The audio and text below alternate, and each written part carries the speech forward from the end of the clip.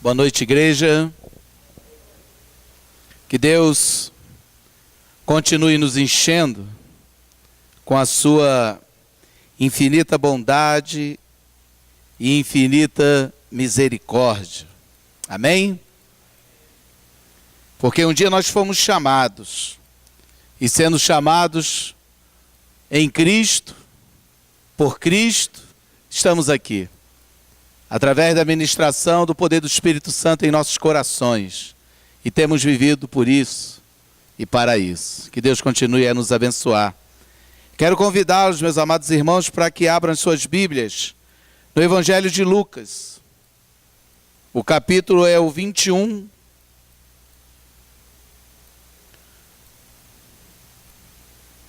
Nós leremos do verso 1 ao verso de número 4.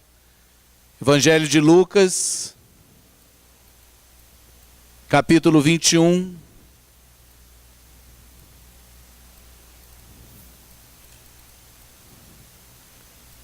Do verso 1 ao 4.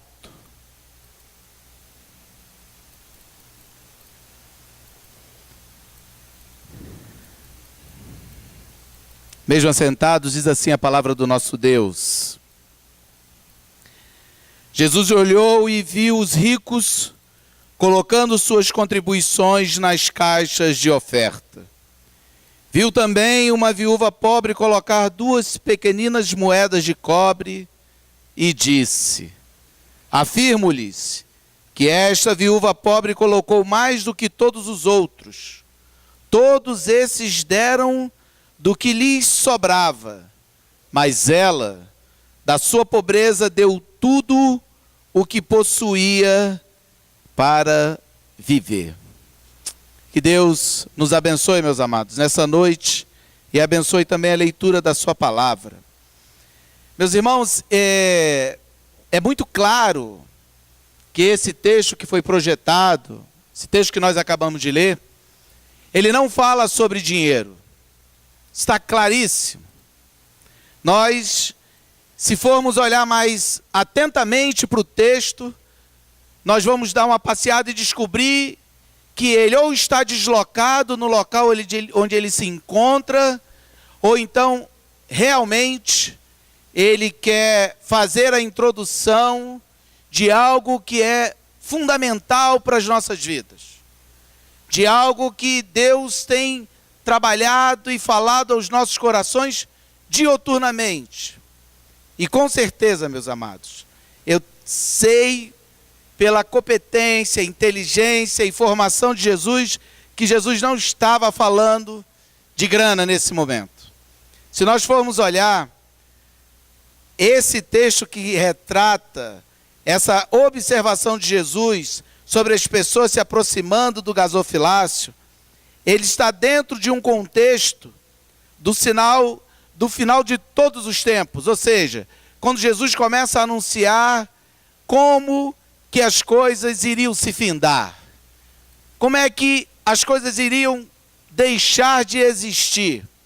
E é muito interessante, porque esse texto, ele ocorre no Evangelho de Marcos e no Evangelho de Lucas.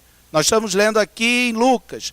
Mas lá em Marcos, no capítulo 12, nós vamos perceber que ele faz a transição do capítulo 12 para o capítulo 13, porque ele vai lá para o final e o capítulo 13 do livro de Marcos fala a respeito dessa tribulação.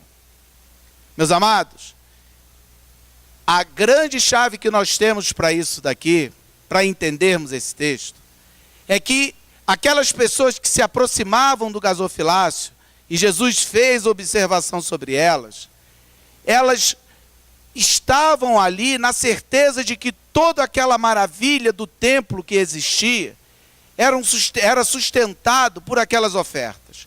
Era importante para aquela comunidade, socialmente falando, ver o quanto maravilhoso e o quão bonito era aquele templo. E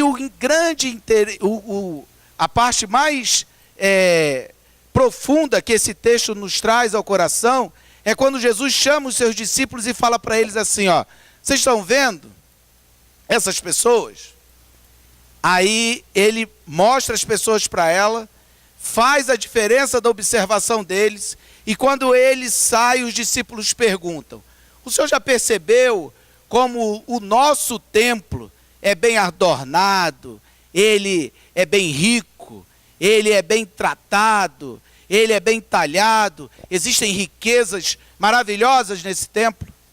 E aí Jesus começa, a partir daí, a falar para eles que aquilo tudo ali seria destruído. Jesus começa a dizer que aquilo que eles estavam olhando, ou que aquilo que os nossos olhos se embriagam, iria deixar de acontecer, iria deixar de existir. E aí Jesus começa a andar, e ele vai falando a respeito das nações, ele vai falando a respeito do firmamento, ele vai falando que os homens irão ficar aterrorizados com tudo que vai acontecer, e vai chegar um dia. E ele salienta: olha, cuidado, para que vocês não sejam enganados. Não sejam enganados tanto por pessoas que se dizem ser Deus voltando, como com pessoas que vão tentar fazer com que vocês se desviem do caminho do Senhor, olhando para a beleza daquilo que os cerca. Meus amados, esse contexto da tribulação é um contexto que verdadeiramente precisa ser bem analisado. Ele precisa estar diante dos nossos olhos constantemente, porque a todo instante nós somos assediados com coisas materiais, não que as coisas materiais não sejam boas, mas que elas tentam ser um fim em si mesma, e que sempre tentam nos afastar dos preceitos e da vontade de Deus, e da vontade que Deus tem para as nossas vidas. Eu queria, só para que a gente possa fazer ficar bem claro matematicamente, Beto, faz favor para mim. Segura aqui, Beto. O Beto é um dos ricos. Isso, Beto. Olha para mim aqui, meu irmão. Olha lá, aqui os presbíteros, todo presbítero, tudo rico. A igreja. 2, 3 lá. Tá bom. Pedir para os irmãos, podem colocar aqui as suas ofertas no gasofilácio. Faz favor, Betão, você que é o primeiro. 1, 2, 3, 4, 5. Ficou claro, né, meus amados? Chamar aqui a viúva pobre. Eu vou pedir para minha esposa, porque senão fala: poxa, pastor, logo eu, viúva e pobre. Ela vai, depois a gente acerta, né? Mas a viúva pobre se aproxima do gasofilácio, meus amados irmãos. E coloca o quê? Segundo o texto, 2 moedinhas. Agora parem para pensar. Qualquer um de vocês aqui em sã consciência pode dizer que essa viúva deu mais? Não. Não pode. Então Jesus não estava falando disso. Jesus não estava falando do que entrava no gasofilácio. Jesus não estava falando de quantidade que adentrava naquele espaço. Jesus estava falando, meus amados irmãos, da maneira como as pessoas se aproximavam da presença do Senhor. O que tinha dentro dos seus corações, o que as acompanhava quando eles se aproximavam desse gasofilácio. Porque matematicamente nós acabamos de ver, nós vimos 5 pessoas colocando 5 vezes mais do que a viúva. Mas Jesus diz, meus amados irmãos, ó, mais um rico. Esse aqui não está ensaiando não, tá, meus amados? Deus abençoe, meu irmão. Meus irmãos, aquela viúva pobre, matematicamente, ela deu menos. Mas Jesus estava ensinando para os seus discípulos que ele conhecia o coração do homem. Ele não diz que todos os ricos, ele diz que os ricos que estavam ali. Com certeza, homens ricos se aproximaram do gasofilácio e ofertaram de coração. Com certeza, pessoas pobres se aproximaram e ofertaram naquele gasofilácio e não ofertaram de coração. O que Jesus está dizendo é que essa viúva, ela é um exemplo da maneira como se deve chegar diante das coisas de Deus. Como é que eu devo me apresentar diante do Senhor? A Bíblia está repleta do que eu devo fazer. Se você trouxer sua oferta no altar e tiver alguma intriga com o seu irmão, deixa a sua oferta aqui, vai lá, resolve com o seu irmão, depois você vem ofertar. Porque se você o faz dessa forma, o seu coração não está de acordo com o quê? Com a vontade de Deus. A nossa vida, o nosso relacionamento com Deus e com as pessoas que nos cercam, ela carece, meus amados irmãos, de limpeza. Ela carece, meus amados irmãos, de pureza. Ela carece de entrega aos pés da cruz. E Jesus diz que aquela viúva pobre, ela estava fazendo isso de uma maneira bem interessante. De uma maneira que aqueles discípulos precisavam aprender. E ele traz essa divergência matemática para que ficasse gravado no coração deles. Como é que Jesus diz que esses aqui deram menos? Como é que é isso? Explique isso para a gente. E aí, dentro do contexto da tribulação, ele vai falando a respeito do nosso comportamento. Mas o que eu quero trazer aqui, meus amados, duas palavras que Jesus trata esse texto que são significativas para montar esse divisor de águas. A primeira palavra que ele nos traz é que os ricos, quando se aproximaram do gasofilácio, eles trouxeram daquilo que lhe sobrava. E outra vez, meus amados irmãos, Jesus não está falando financeiramente porque ele não contou.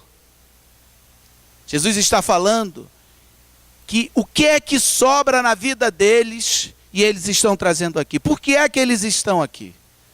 Jesus está falando, meus amados, que aquelas eram pessoas que estavam aos pés da cruz de Cristo parcialmente.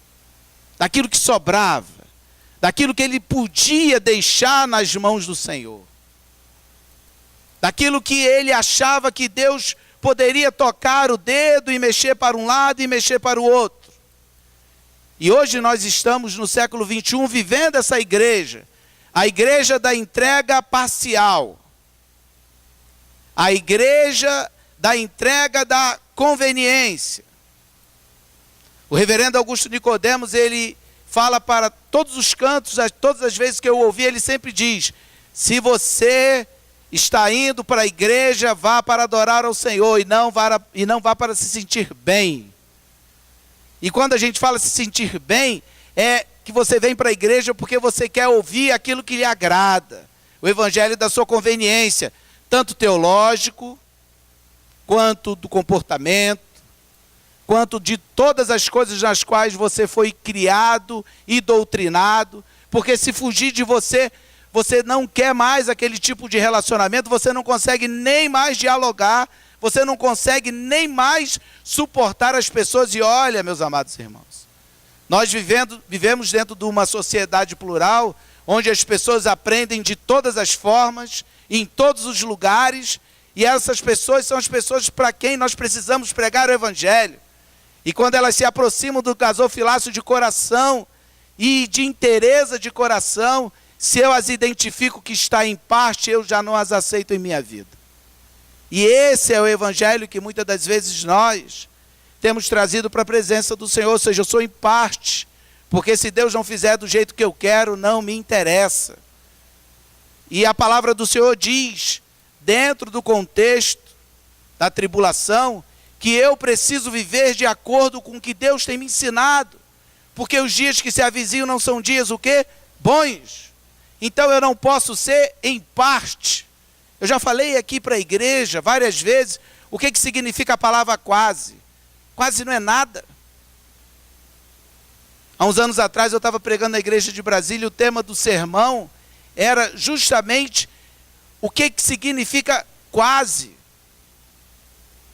Porque eu não posso ter uma casa em parte, eu não posso amar a minha esposa em parte, eu não posso quase ir para o trabalho, eu não posso quase pagar as minhas contas. Como é que eu vou me entregar em parte para Deus? Como é que eu vou ser quase de Jesus?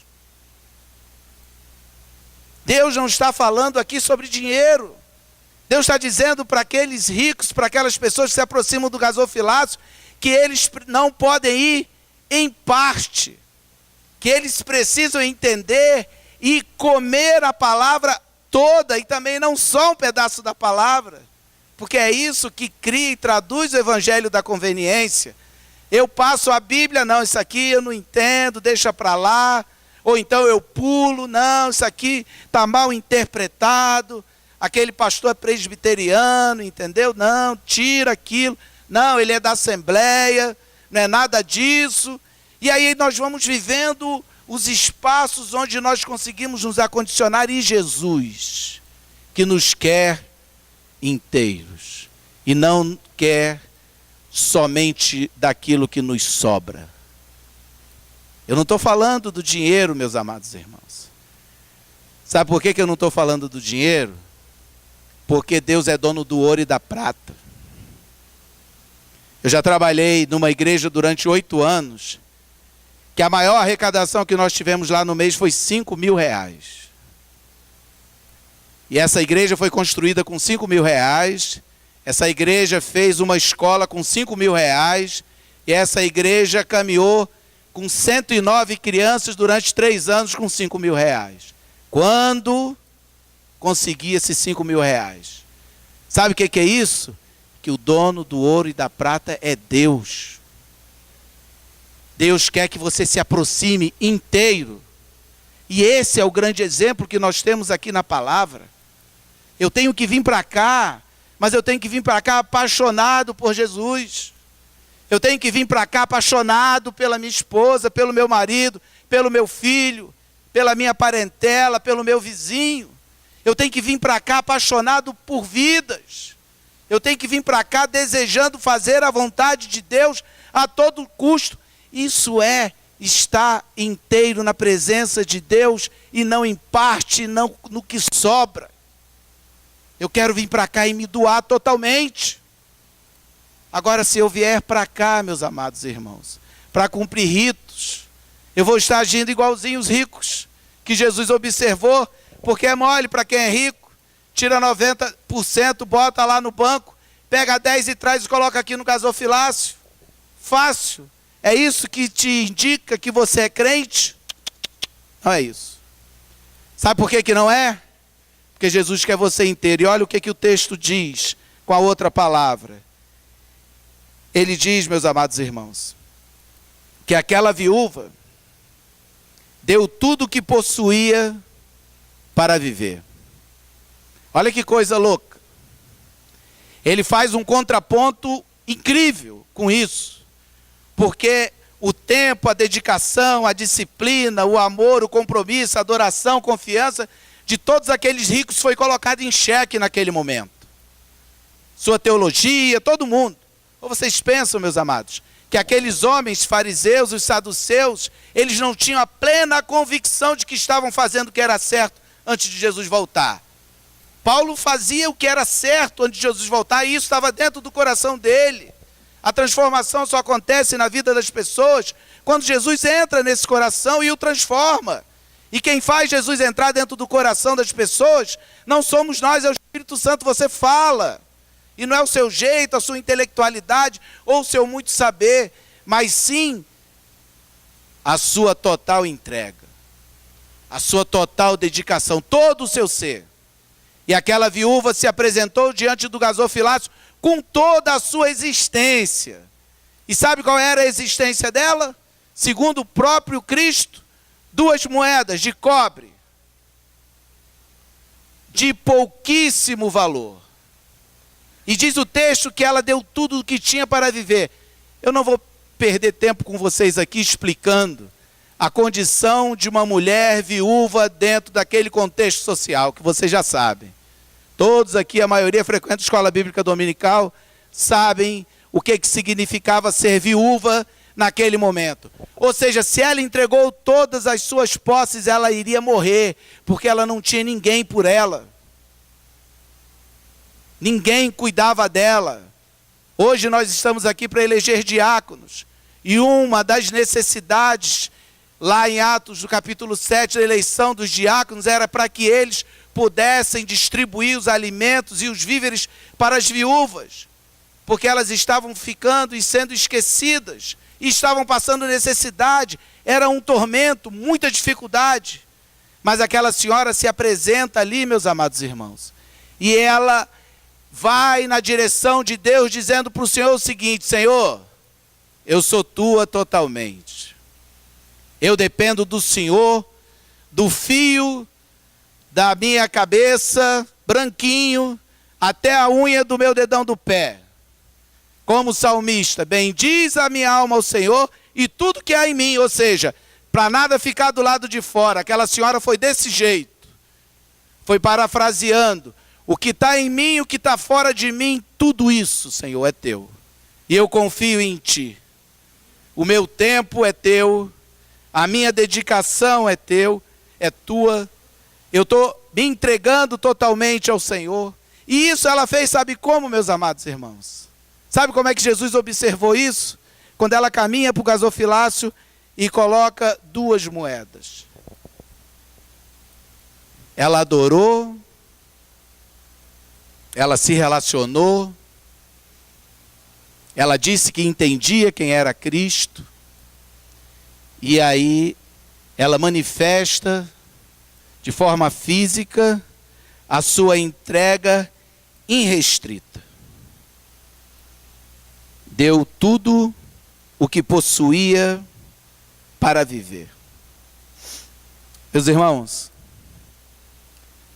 outro dia, conversando com o pastor Luciano, e falando sobre a fragilidade da vida, ele disse que nós nos esquecemos que somos erva. E eu quero lembrá-los disso aqui nessa noite. Não existe vida fora de Deus. Não existe. Se nesse exato momento Deus chamar qualquer um de nós, se nós não estivermos com Cristo, a nossa vida se foi. E preste atenção, se nós não estivermos com Cristo, e vou repetir o que eu disse, estar com Cristo não é vir no gasofilácio colocar muitas ou poucas moedas. Isso aqui é uma consequência da minha obediência ao Senhor. Estar com Cristo é eu ter a certeza de que quando os meus olhos se fecharem aqui na terra e eles voltarem a abrir novamente, a primeira pessoa que eu vou ver vai ser o nosso Senhor e Salvador Jesus. Isso é a certeza de estar com Cristo. Isso é saber que sem Ele eu não vivo. E por isso que ela deu tudo que tinha para viver, porque a vida era Cristo. Ela estava entregando o que Deus tem colocado na mão dela, ou seja, a própria vida, porque se Deus não renovar a sua misericórdia a cada manhã, meu amado irmão, você não conta e não tira o seu extrato no banco.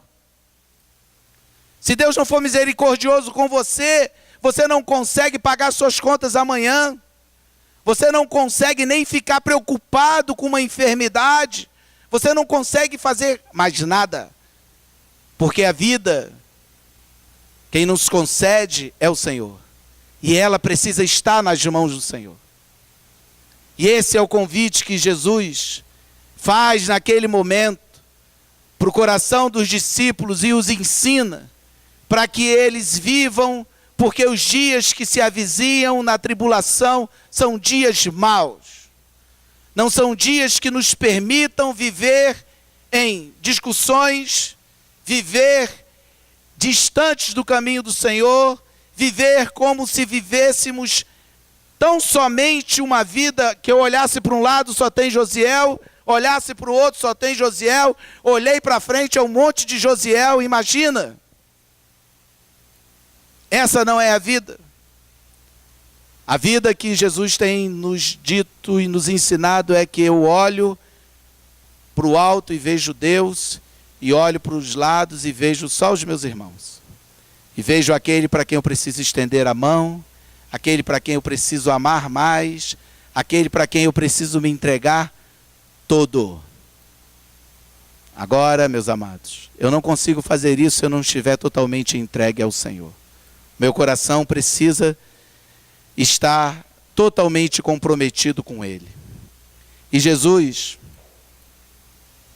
nos alerta para que nós sejamos perseverantes, está lá no verso de número 19. Sejamos perseverantes porque se assim nós nos comportarmos, nós obteremos a vida.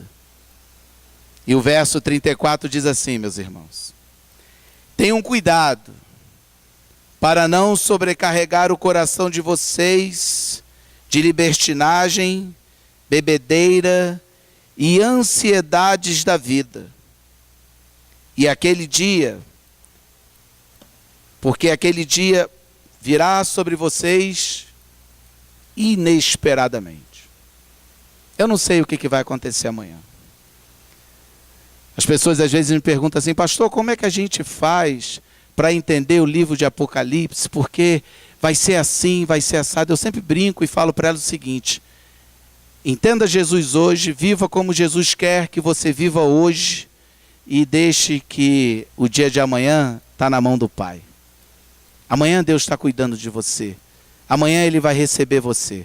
Viva hoje, totalmente entregue nas mãos do Senhor, tomando cuidado para que a gente não nos afastemos das verdades que o Senhor tem colocado no nosso coração. Meus irmãos, existem inúmeras maneiras de nós nos embriagarmos. Inúmeras maneiras. Existem cores que a palavra de Deus fala para que nós tomemos cuidado com a cor do vinho, mas existem cores que nos embriagam de todas as formas. Existem, meus amados irmãos, dias, comportamentos, idades, situações que quando eu venho aqui na presença do Senhor, colocar minha oferta, o meu coração está em outro lugar, menos aqui. E eu preciso fazer com que esse coração esteja sempre batendo dentro em mim, no ritmo que o nosso Senhor e Salvador Jesus Cristo deseja. Por isso, meus amados, que nós tenhamos a certeza de que se Deus é o dono do ouro e da prata, o que Ele deseja é que nós nos apresentemos a Ele com um coração contrito e quebrantado e, acima de tudo, grato. Hoje, eu e a esposa estávamos voltando, nós estávamos fora de Brasília, e aí antes de vir, nós fomos de moto, e antes de voltar eu falei, vamos orar. E aí ela pensou em falar, acabou. Aí ela falou, não vou falar nada não, porque é pecado. Só que ela não tinha me dito. Aí eu falei, o que é que você vai falar que é pecado? Quis saber logo na hora, né? Aí ela pegou e falou que assim, não, foi tão bom, eu ia reclamar que acabou. Mas eu vou agradecer pela oportunidade que Deus nos concedeu de estarmos aqui esses momentos, e agora nós temos que voltar, porque temos outras coisas para serem feitas. E é assim que nós vivemos. Entregues totalmente na mão do Senhor, a gente vai fazendo com que a nossa vida fique sendo o quê? Polida, lapidada pelas verdades do Senhor Jesus. Amém? Que Deus nos abençoe. Curva a sua cabeça. Pai Santo, nós reverenciamos o Teu nome, Senhor, porque o exemplo daquela viúva nos traz, Senhor, meu Pai, uma necessidade de reflexão de quem nós somos diante do Senhor. O que temos, Senhor, meu Deus, feito com os dias, com as horas, com os segundos que o Senhor tem nos concedido neste mundo. De que maneira, Senhor meu Pai, temos aproveitado a nossa relação contigo, nosso tempo. De que sorte, Senhor meu Deus, temos sido disciplinados em nossa relação.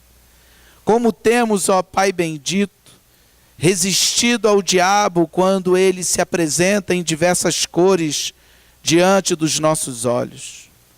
Ó Deus bendito, sustenta o teu povo, ó Pai, nesta caminhada, porque sabemos que os dias se avizinham e são dias, Senhor meu Deus, como diz a tua palavra, de lutas, de dores e de sofrimento.